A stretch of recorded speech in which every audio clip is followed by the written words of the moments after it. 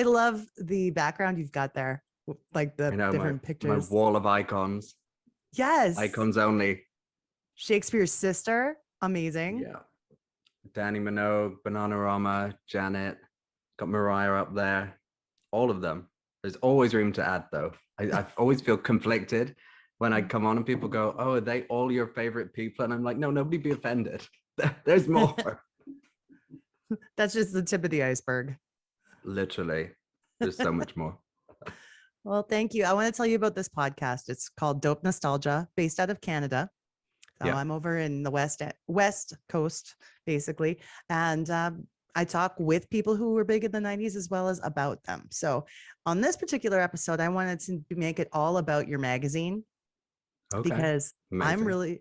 am really excited that a magazine such as yours has been published. Now, this is great stuff. What was the motivation to create Retropop magazine? Well, it's kind of snowballed into something that it wasn't supposed to. It was really just, if we go back to 2020, I'd kind of been thinking about, oh, this would be fun to do. And I was working at a news agency at the time.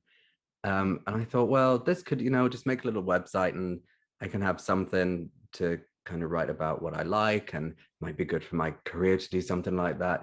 And then when COVID happened and they announced the first lockdown, at that time I was working 5 days a week, but it was 7 a.m. till 3 p.m. So I used to love the fact that from 3 p.m. all through the evening I had to myself.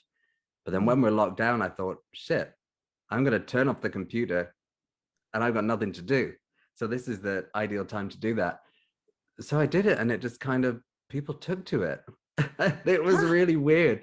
And there's this kind of weird thing that you're doing it and people come to expect things to be there all the time. And I'm going, I'm just a kid at my kitchen table. Like, don't shout at me that there's no news stories today.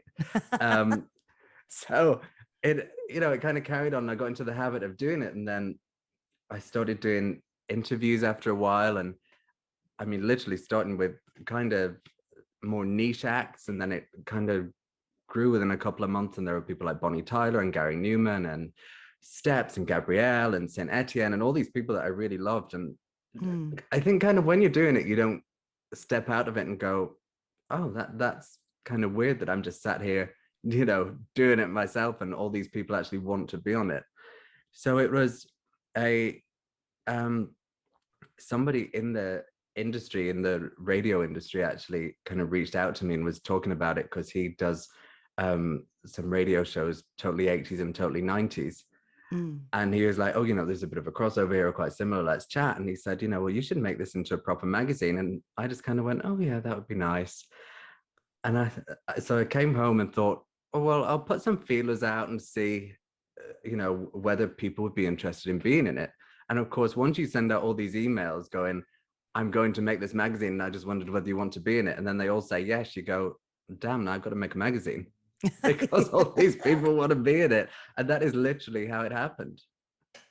It's incredible the reaction that, like, from my point of view, doing a podcast and reaching out to the artists, and that you're doing reaching out to artists, the reactions we've been getting where they're like, yeah, sure, let's do it. I mean, I kind of attribute some of that to the fact that no one's been touring for 2 years. Yeah. And I think before there was this kind of thing that when artists were doing interviews, it had to be all properly set up and, be in a lovely venue and journalists would go and it would be a kind of event. Whereas in COVID, everyone was at home. So there was kind of no excuse for them to not do it. They couldn't say, oh, sorry, they don't have time today. Because it's like, well, what are they doing? Exactly. Surely they've got 15 minutes. So it's kind of been a revelation. Yeah. And the thing is too, like you said, like there's normally like a setup to do the interview, a location. They probably have a rider and all those types of things. Now it's like, all you have to do is turn on Zoom. Exactly. It's ridiculous.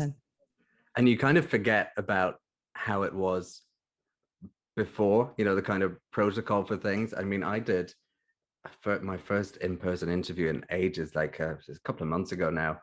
And during COVID, we got a dog. And I mean, we already had a dog before, but then we got another dog. And this one doesn't like to be left alone. So I was like, well, I'll just take him with me. And there was this whole thing of, oh, well, dogs aren't allowed in this building. Where are we going to go? And I'm like, well, he's not staying down here. You're going to have to move this interview. But you kind of forget that, you know, after 2 years, you get used to everything being so chill that to actually have to go out and make yourself presentable and sit there and kind of nod along instead of being on the phone, like, you know, wiping down the kitchen or whatever. It's such Yeah. a different thing. You forget. Yeah. And I mean, one thing I appreciate the most about your magazine in a world where everything's going online is the fact that this is a physical magazine again. Yeah. So Now, that's what people want. yeah, especially You with the know, subject matter. there's when you look at the way the music industry is going, physical is coming back with there's such a demand for it. So there's no reason why, to my mind, I mean, watch it totally tank now. Please God don't. But you know, Oh, that people want something that's got substance. They want to hold it. They don't want to pay to just read it on their tablet or whatever. And that's why I keep the two very different. You know, we publish some reviews online as and when albums come out because I think that makes sense and it's beneficial for people to read those, to buy the album, and also for the artist to get that kind of exposure. But I really kind of take umbrage when magazines will run an interview and expect people to pay for it to get the magazine, and then as soon as it goes up sale, put it all online. So it's mm, like, you know, we've got your money now. Now everyone can have it for free.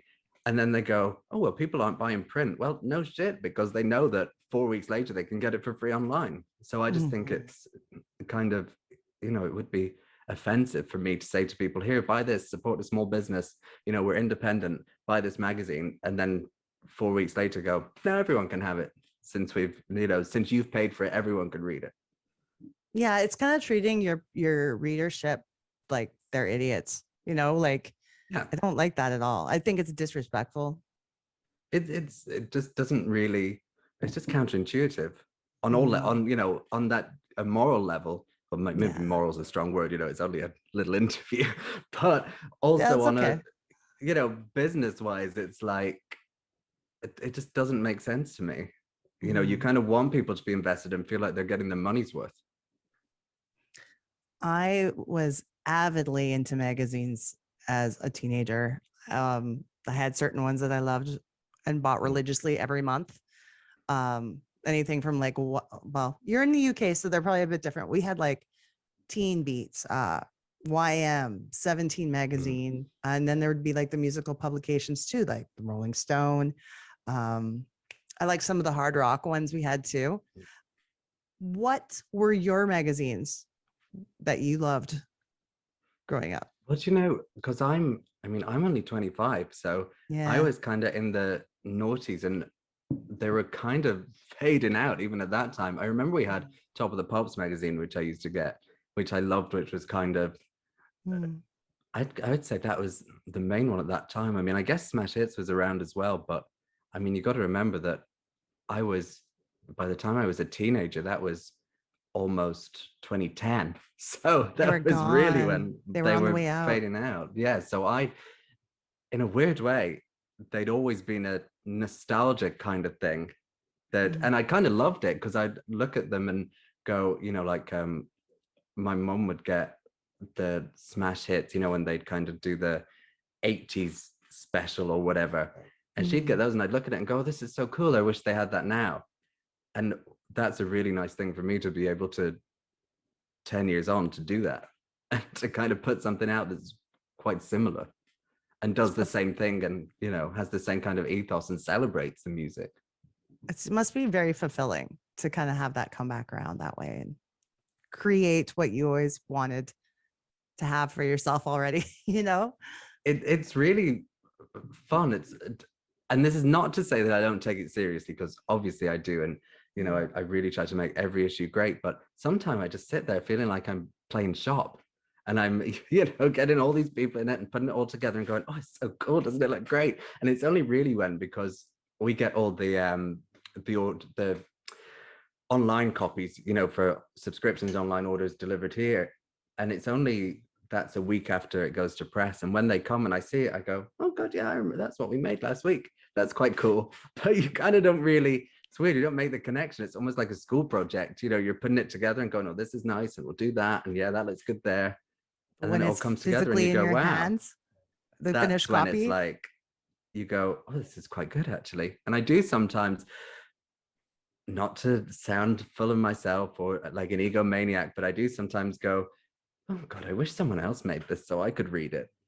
Because all I do is read it and pick out the typos, which is, We always they're do like that with to my our red marker pen.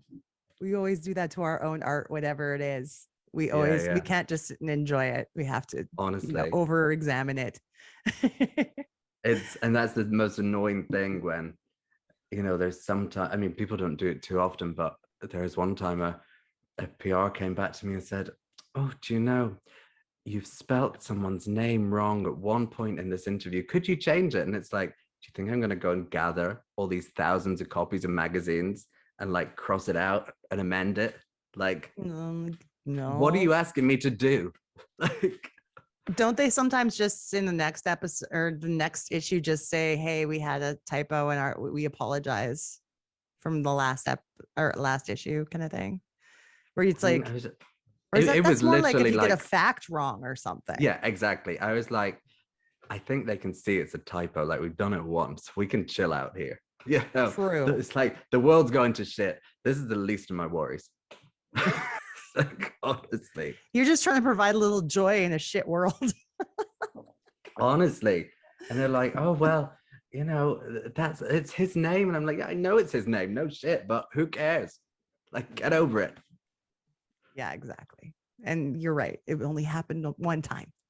That's it. They're like, you've clearly paid more attention to this than I did.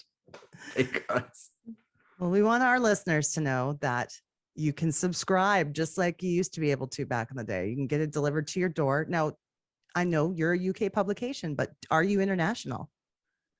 we deliver internationally. We're hoping to get onto international newsstands soon over. It's, when you're starting out as a independent company and you're saying to this distributor, yes, we want to be everywhere, they're kind of like, okay, that's nice. We'll put you in a few stores and see. So it's kind of, it's a snowball thing and we're getting into more and more. And hopefully by the end of the year, we'll be, more readily available in international territories. But yeah, we deliver internationally, where the digital edition should be up very soon. It's been setting that up has been a back and forth, but we're getting there. So it's, I want to make it as readily available as possible. It shouldn't be hard work to try and get a magazine, especially in this day and age when, everything's so available and everyone expects everything to be like Amazon and to arrive the next day. So it's, but we're getting there. Because you're on like the fourth released issue now at this point, right? Yeah. So it's still fresh and it's still growing. And how, like, first of all, you have a team that works with you to produce the magazine, or how does that work? Or are you doing the majority of it? So there's me and there's my art director. And then I have a team of freelance writers. And that is it. Basically, it's really a kind of, it's small. Somebody messaged me online the other day and said, oh, do you know, I'd love to come and see the office and see how it all works. And I was like, you want to see my kitchen? Because, like, this is not what you think it is. So are you doing the majority of the interviews then yourself?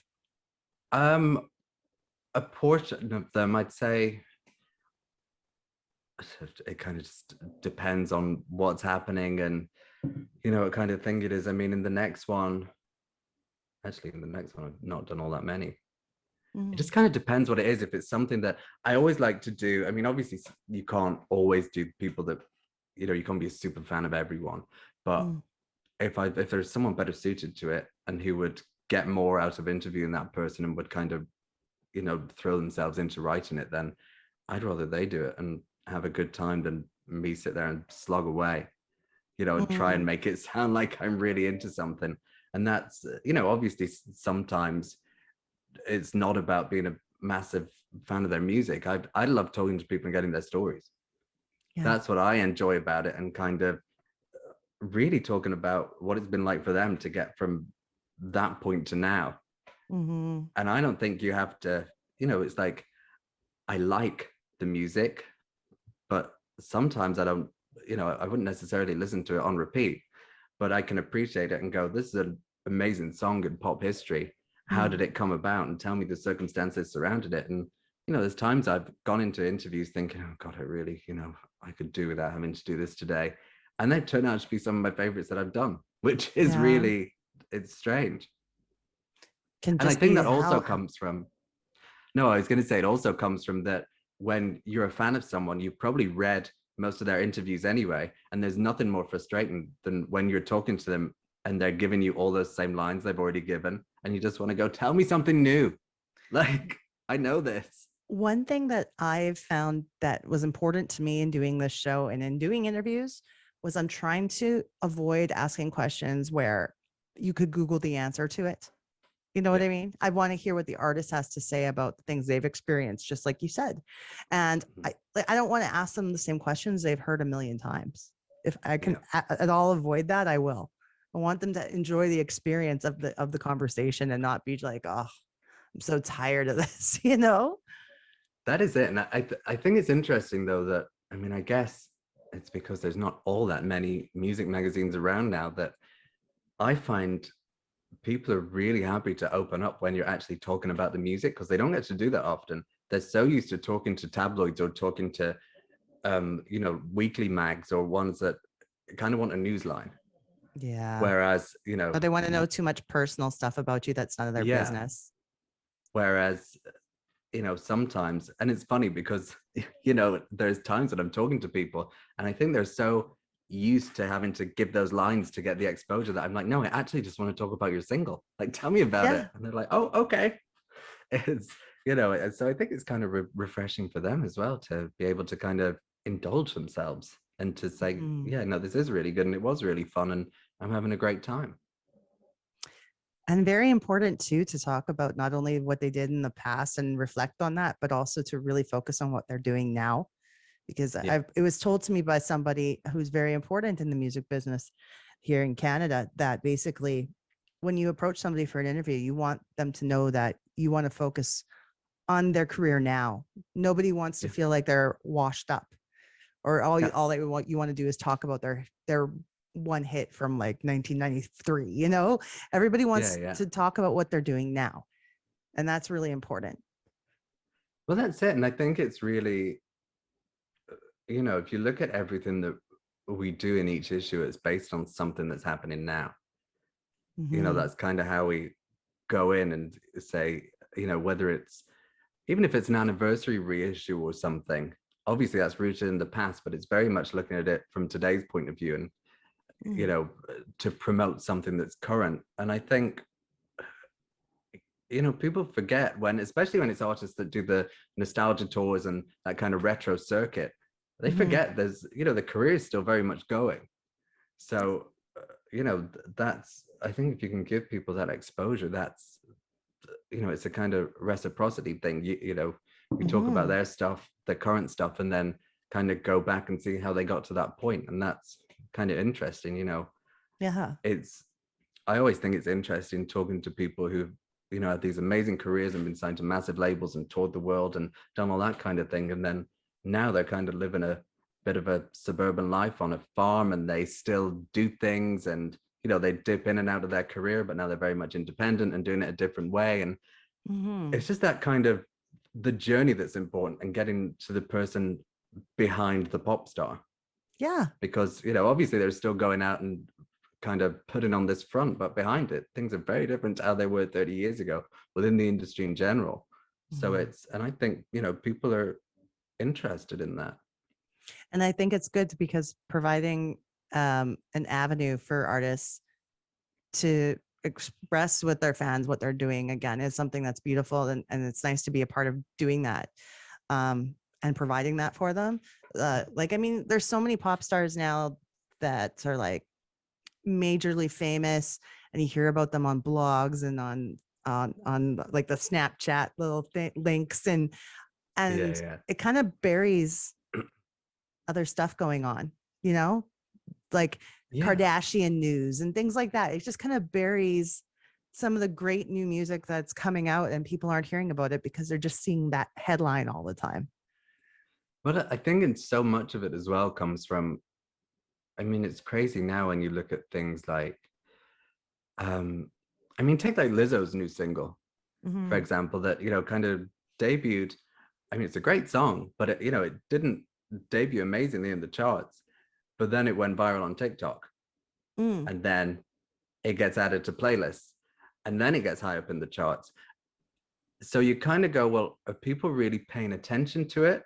Or is it getting this exposure because, people are doing a little dance to it, but are they going to remember it? Yeah. It's that weird balancing thing. And I think it's, the people that I try to put in the magazine, obviously there's some really big people, and there's, a lot of really big people, but that's not everything. Mm-hmm. A good song is a good song.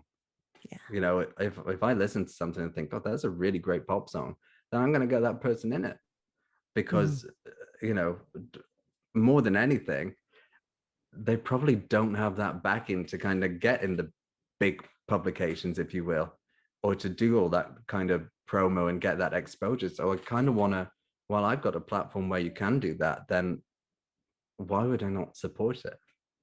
100%. I mean, even record companies don't run the way they used to anymore. So they don't have that backing that they once had, you know? Well, that's it. Like in the past, if you did an album that was a hit and then you did one that tanked, they'd say, well, it's okay, you can come back with the next one. Whereas now I think it's very much like, as soon as you tank, you're done. Yep. It's like on to the next one. There, Um, there's no room for error.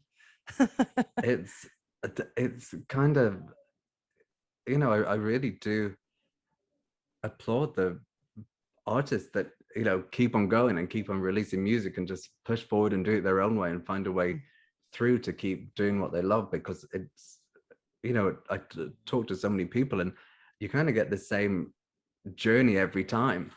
You hear the same things and go, God, it's really hard, and there's so much more to what's happening beyond the 3.5 minute song that we get at the end of it and go, Yeah. that's nice, Yeah. but then you listen to the journey to make that song and go, wow, that's someone's lived through that. Yeah. Puts a whole new spin on it for you, on the meaning of that track. It's crazy, but Who's it's fun. who's one of your dream interviews? Like who are people that you would absolutely die to get on the on an issue? Oh my God. I mean, there's so many. So many. I mean, obviously there's like, Cher, Madonna, Janet, all the big pop girls I'd love to do. I was thinking about this before because kind of knew that I'd be asked this question. And I always kind of go, oh, I don't know. But I'd really love to interview Mariah Carey, Mm. because God bless her. She must be so tired of answering questions about J-Lo and being a diva and like her whistle register. But she's such an, in addition to her voice, she's such an amazing songwriter, such an amazing producer, a brilliant arranger. So I Mm-hmm. just love to actually talk to her and say, tell me about some of these songs. Let's talk about my favorite deep cuts. And I feel like she'd go, this is nice. We can like actually talk about these things. Exactly. Deep cuts is the way to go. I'm always It, fascinated by that. I love it. And, it's, it always makes me laugh when I'm talking to people and I mention something and you can kind of tell they're like, okay, this is a bit creepy that he knows all this stuff about, this one B-side from 1986 or something. You'd And think they'd be but so excited. well, I know, but I think a lot of the time they're going, what is this song? Like, this was not a single. Why am I talking about it? So I guess I love when, that. when you think about being a fan of something, you kind of cherish those things. But I guess when you're doing it and it's a kind of just a throwaway track you recorded, they're kind of like, well, I just went in and sung the line and that was it. On to the next one. But I That's where you love it. have to dig.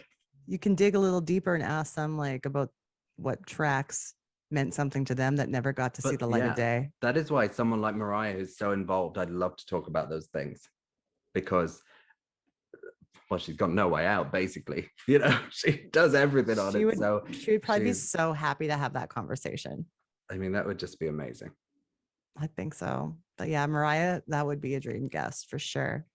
Because I think people Absolutely. kind of make their own impressions about her that are based on nothing but Yeah, hearsay. When she seems like she's a really good person who's really fun and entertaining and funny. I think this is she it. And laughs at the diva thing. You know what I mean? I yeah, think I think she makes it bigger than it actually is just because it's funny to her. yeah, absolutely. And I mean, you know, she's what 30 something years into her career and still make it. I mean, the Caution album is one of my favorites. Mhm. I did just, you know, such a strong album, and to put that out 30 years into your career is amazing. So, you know, I think people don't, I think in the US she gets a lot more credit than she does over here in the UK. In the Yeah. UK, people just see her very much as you know, the girl from the 90s that sung that Christmas song. Yeah. You know, she never really, you know, in America she has all the number ones and that's that kind of legacy. But I think over here it's a kind of different perception of her. I mean, Hmm. she still gets celebrated, but I think she's more, there's a very tight-knit fan group who are really, you know, devout fans. Hmm. But she really just kind of comes around every Christmas, and from, you know, the 1st of November to December 31st, that's all you hear. Yeah. And then you kind of, unless she has an album out and does a bit of promo, you don't really hear anything again until the end of the year. But it's a I shame because, you know, there's so much amazing music. I mean, she nearly bankrupted me a couple of years ago when she did all those reissues. And I was just sat there like, why am I spending all this money? And I'm like, but I need it. I need it. That's what I tell myself all the time. Every time I buy like a a special like anniversary edition of something, it's like, Yeah, yes, I need it. It's got all the extra stuff. And it's I like you know. said, it's nice to have the physical copy of it too. It's ridiculous. Like even on, you know, record store day, and I'm going around going, do I need it? Do I need it? No, but I'll take it. You know, then I'm coming home going, I wonder if I'll ever listen to this. Or I'll just play it the once and totally forget I have it, which I'm very guilty of doing a lot. I was seeing that you had some really exciting recent interviews, like Rick Astley, who's on tour in the US right now with New Kids on the Yeah, Block. Hanson, Darren yeah, Hayes, they've all been there. Brian Adams, Canada's Prince, Brian yes. Adams. So, so that's really exciting that you got those interviews. And, you know, I wanted to ask you how, how do you approach them to get them interested into doing the interview for the magazine? Do you know, I wish I had a more exciting story than I do, but I just kind of said, you know, I'll get the press release through saying I'm such a person's doing an album, and then I'll kind of just, I think I have this way of emailing to ask for something in a way that kind of says, we are going to do this, so when is it going to be? Ah, You know, so it's kind of like, oh yes, I'd love to do this. When's a good time to talk to them? Thank you. this is And inevitable, and you're going to be a part of it. I mean, okay, you know, some are really, you know, Brian was great. He was totally up for it. Darren Hayes was great. I mean, they were all up for it.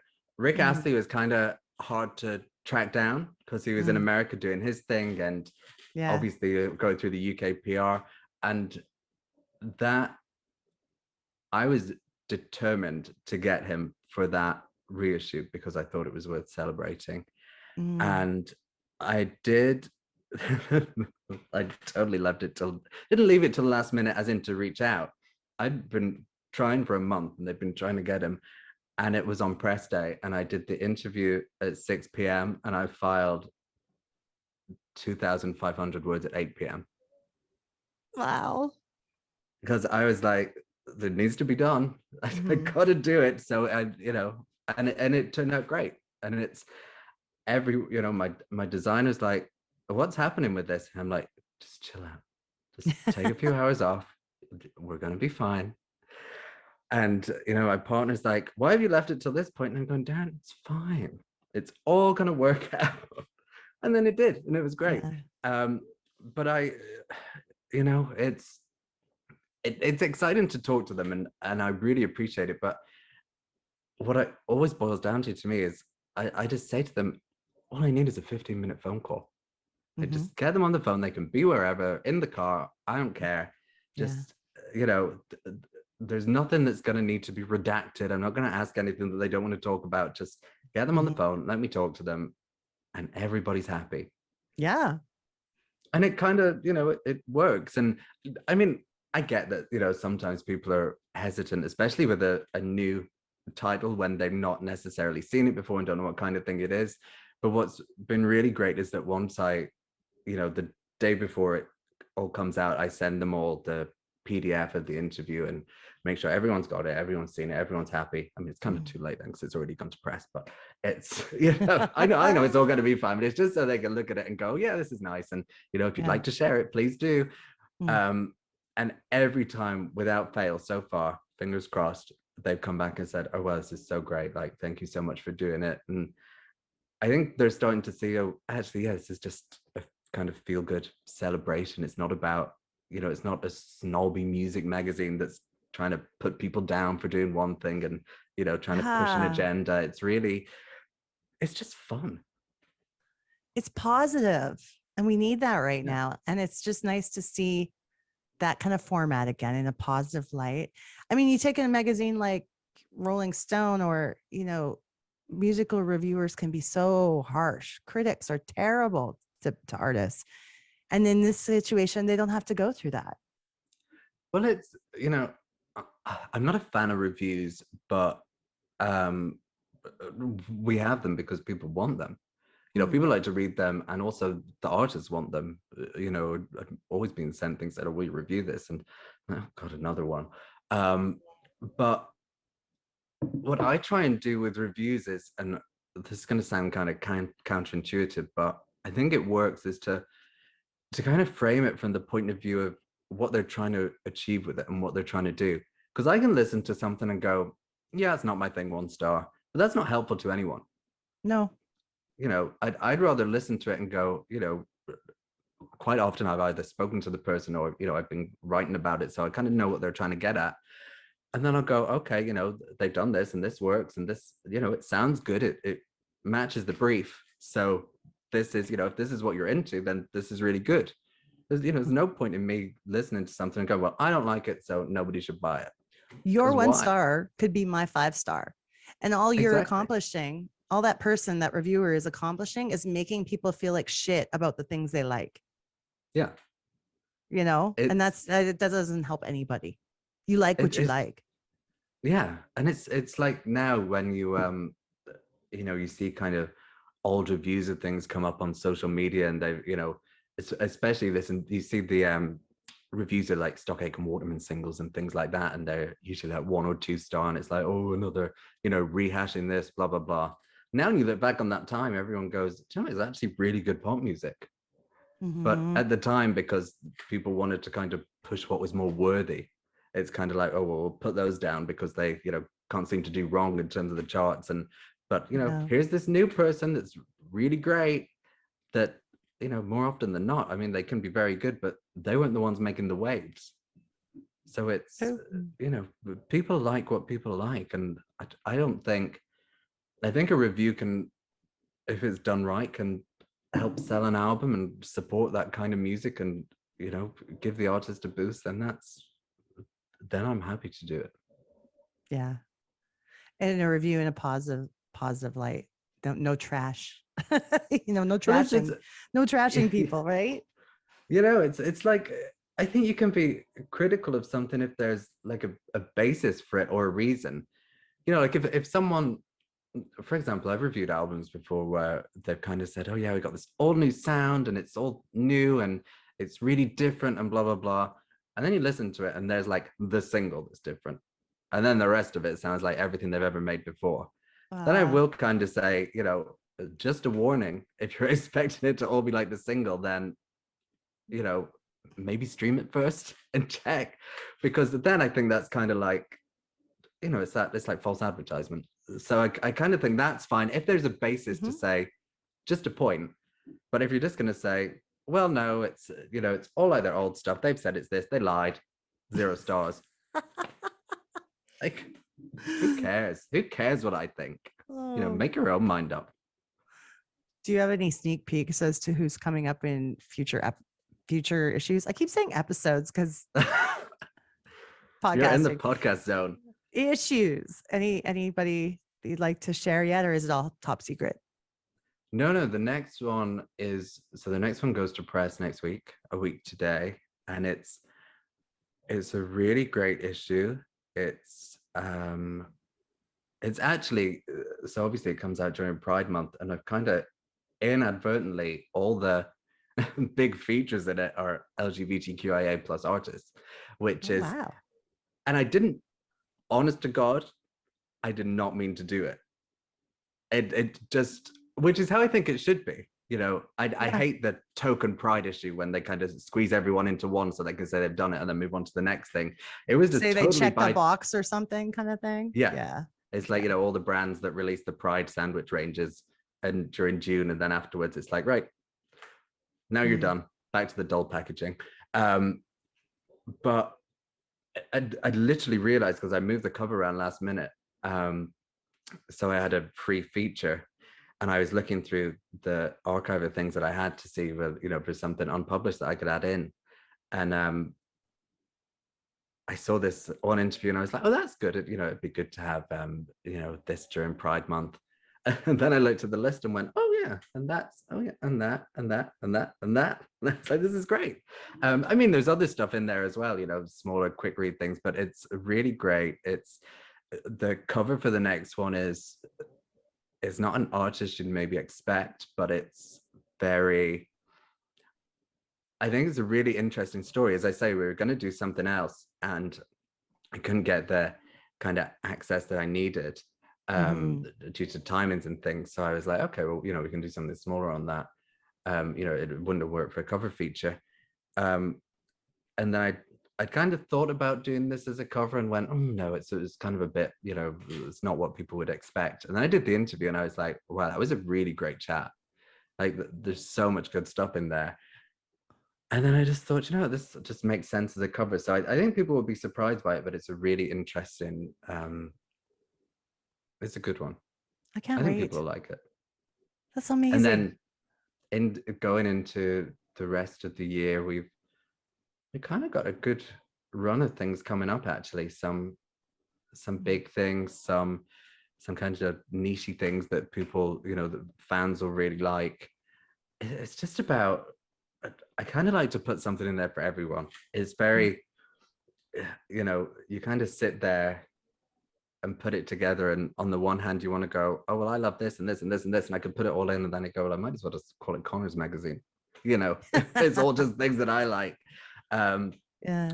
But so there's things that I go, oh well, should I put it in? And then I'm like, well, it might not be my thing, but they've still got loads of fans who would want to read this. So you got to cater to people. You can't, it's funny, people will say to us, oh, I love this and this and this, but I didn't really love this. And I'm like, well, you win some, you lose some. You can't have, there's something there for everybody though. Yeah, it would be impossible to tailor it to every person. But I think, as long as we're kind of representing everyone and kind of showing the spectrum of music, and just trying to get as much in there as possible, which is what I try to do. Can people write letters to the editor, send you like emails about, and then do you publish those letters? Well, I don't, but if they want to write to me, they can. Yes. Like, write to me. It's always nice to get some feedback on what you're doing.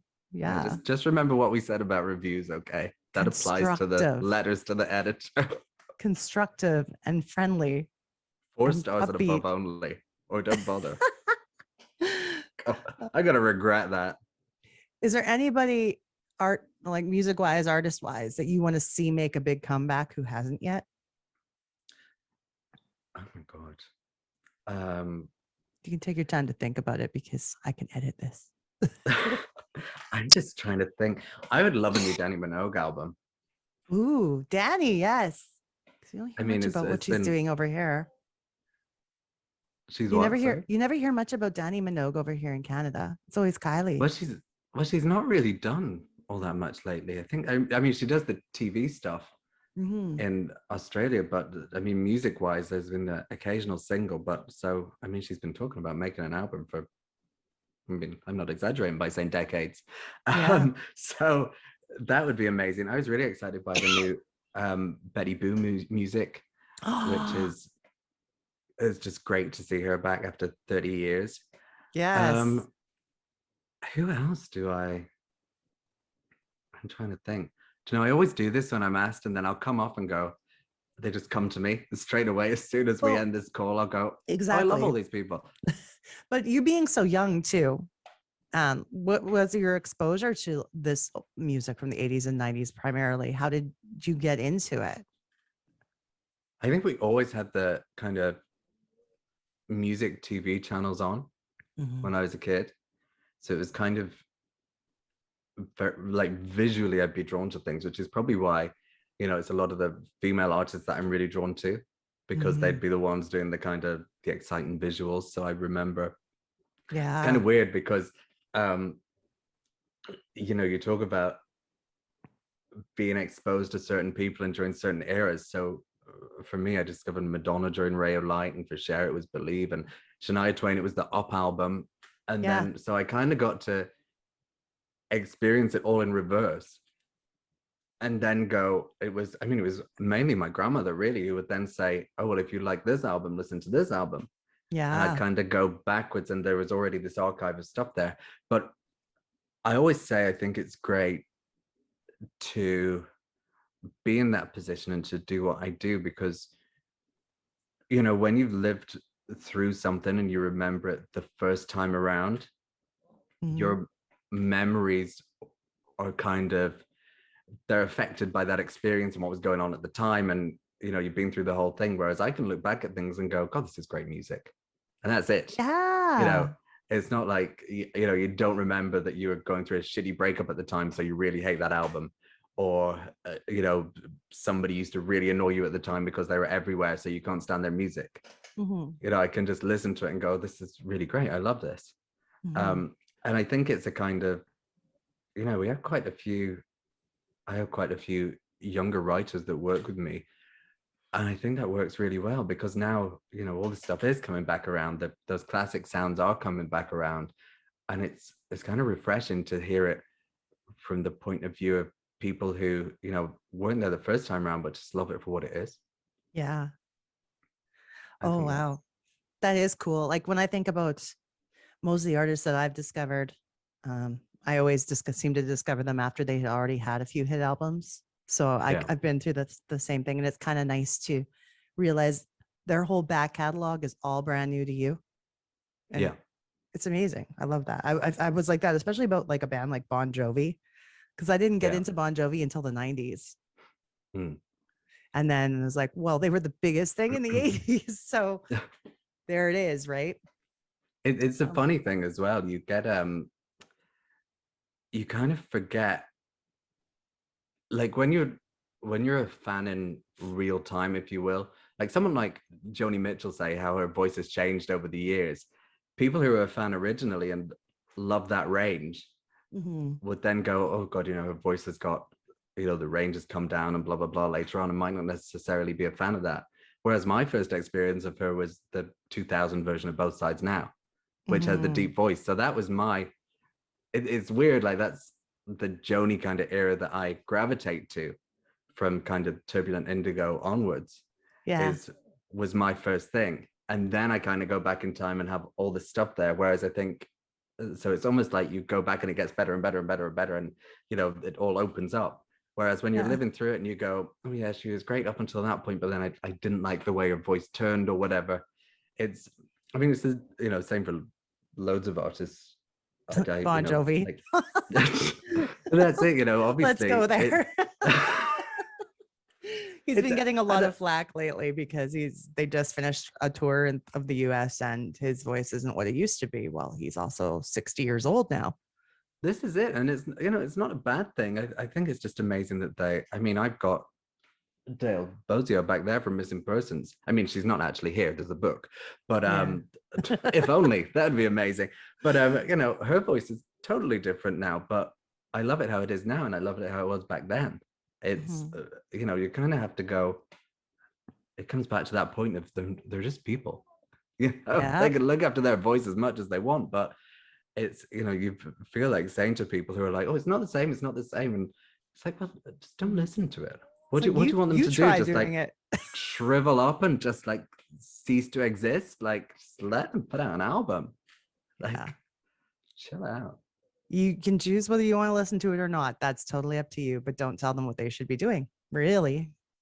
Well, that's it. It's just like, you know, I just never get it. I'm a kind of more kind of person. Like, you know, if it's Mhm. do I want another album? Absolutely. Whoever it is, put it out there. I just You want know, them it, all to be happy. And if that means yeah, making music, then making music is still making them happy, then go for it.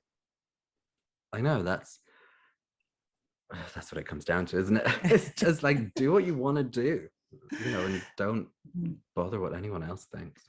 Now, when we were talking about obviously the physical media, do you collect any vinyl cassettes or any other forms of I retro do. media? I have Yes. my all my vinyl case here. So it's Yes. kind of ridiculously like right down to the floor and then behind me as well, down there. Very good. So yeah, there's a lot, Very slightly good. excessive, Yeah, you're but I love good. it. I love to, I think maybe it comes back to that, you know, getting into music through the videos and the visual side of things that's always appealed to me as much as the music itself. So Mhm. to, you know, I love the concept of an era and, you know, the artwork and the looks and the styling and everything tying into one. So Mhm. I just find it really exciting when people really go for that and kind of put it all together. And I mean, it's, you know, it's all really coming back around and it's, I mean, some people go too far, you know, I think there's a number of variants that's acceptable. Some Mhm. people, you know, maybe Taylor Swift goes slightly too far. Maybe there's too many variants of those albums that are never going to get played. And that, you know, I mean, it's nice to collect to a certain point, but I I kind of limit myself to one of each album. You know, I like to Mm. go, which is the nice one, which is like a nice package, and I'll just get that. Yeah. And I don't like keep them sealed. I'm not, you know, people say to me, why do you keep it sealed? And it'll be worth loads in a few years' time. And I'm like, okay. It's meant to be played. It's like you know, I'm not buying it for that reason. So I, you know, I do get, as I say, when there's so many and there are, you know, people just buying it for the sake of it. I'm like, you know, it's kind of sad that people are spending all this money on something that, you know, I mean, I guess it makes people happy momentarily, but when they're sat there for God knows how long, and then they're going, oh, look, I've got no money in my account. It's like sell your records. Like you don't, you know, if you've got 8 You're of the not putting same them to one, use. and you know, and all these big artists that can afford to get them all pressed, or them sat there with this great bank balance, I kind of think, God, I wish I They had that. shouldn't they shouldn't be just sitting on a shelf. You know, they should be Yeah. either you should be playing them or sell them to someone who will play them. That's the way I feel about it. Yeah. I mean, you know, actually, I don't. I was going to say, I get maybe, you know, buying one extra. So then you've got like a nice clean one for in the future if it goes out of print and something happens to yours. That's That's true. that's That's maybe true. like sensical. But when it's so many, I just go, I mean, you know, whatever floats your boat. I mean, people, you know, people Well, collect and they love it. And they're not I, cheap. well, that's the thing that I'm like, Yeah. maybe I'm just jealous that they could afford to do it. And I I see want to people start ordering collecting these. vinyl, but it's a matter of wow, it's not cheap at all. So you're looking Well, at $20 to $40 for a brand new vinyl in most cases this is the in thing, and Canadian money. yeah.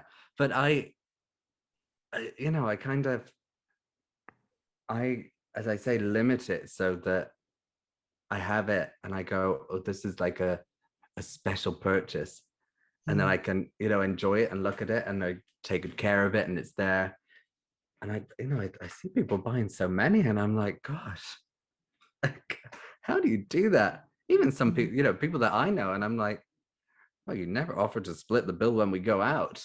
So now I I know know what why. you're doing. It's like, they're like, oh, I just don't have any money. Yeah, no shit. You don't need Yep. more.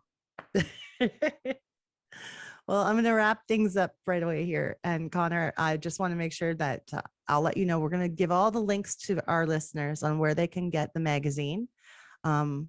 whether it be like online, you know, all your Yeah. website links and such, and how they can get their own physical copies of Retropop. So I just want to thank you so much for what you're doing by bringing back a physical, readable, beautiful magazine that people can browse and read like really positive articles. So thank you for doing that.